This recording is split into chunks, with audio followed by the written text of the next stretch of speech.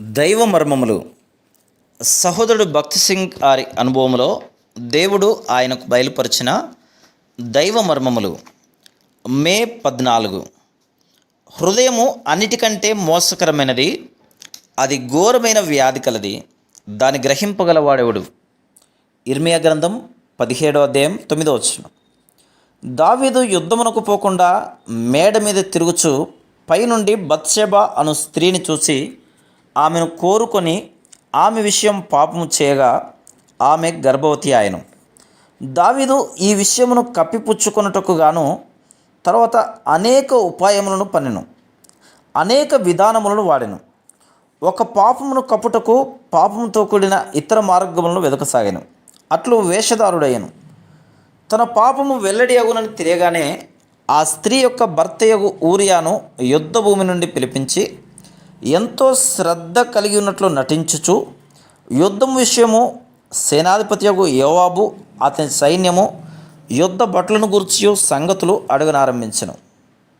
తర్వాత దావీదు ఊరియాతో, ఊరియా, చాలా అలసిపోయి ఉన్నావు, నీవు ఇంటికి వెళ్ళి కొన్ని దినములు విశ్రాంతి తీసుకొనుము అని చెప్పాను.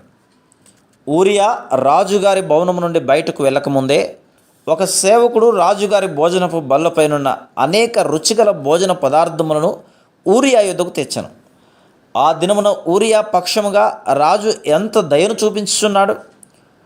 ఒక పాపము రెండవ దానికి, అది మూడవ దానికి, అది నాలుగవ దానికి నడిపించును.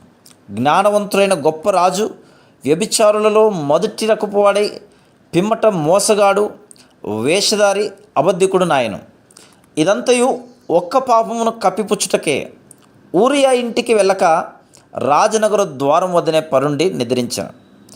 మరునాడు దావీదు సంగతి తెలుసుకొని, ఊరియా, నీవింకను అలసట తీరలేదు, కొన్ని దినములు నీవు సెలవు తీసుకునవచ్చును అని ఊరియాతో అనెను. అయినను ఊరియా ఇంటికి వెళ్ళనే లేదు. సైన్యమంతయు యుద్ధభూమిలో నుండగా తాను తన స్వంత సుఖమును కోరలేనని ఊరియా ప్రత్యుత్తరమిచ్చెను.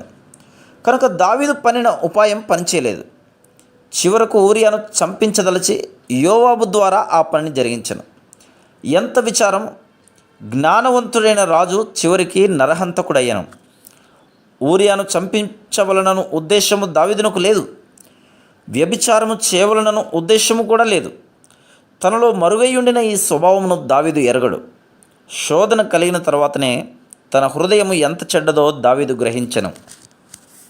Praise the lord.